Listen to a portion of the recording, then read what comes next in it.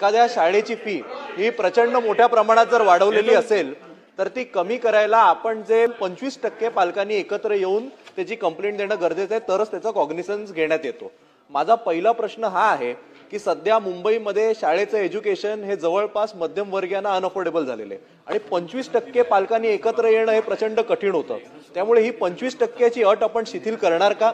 आणि माझा दुसरा प्रश्न असा आहे, शाळेची फी हे लोक कॅप करतात, पण डेव्हलपमेंट कॉस्ट, इन्फ्रास्ट्रक्चर कॉस्ट, पिकनिकला घेऊन जायची कॉस्ट, लॅबची कॉस्ट, अशा वेगवेगळे हेड्स तयार करून मग काही फी संस्थेच्या नावावर घ्यायची, काही फी ही ट्रस्टच्या त्यांच्या नावावर घ्यायची, अशी वेगवेगळी करून एकूण शेवटी पालकांवर जो भुर्दंड पडतो तो प्रचंड मोठ्या प्रमाणात होतो। त्यामुळे केवळ एज्युकेशन फी न पाहता एकूण एखाद्या विद्यार्थ्याला शाळेत जायला जी काही संपूर्ण फी लागते या सगळ्या फीवर आपण कुठेतरी कॅपिंग करणार का, असे मध्ये दोन स्पेसिफिक प्रश्न आहेत। आपण येणाऱ्या काळामध्ये जे काही सुधारणा करणार आहोत त्याच्यामध्ये या सर्व गोष्टींचा विचार अभ्यास करून त्या ठिकाणी निर्णय केला जाईल।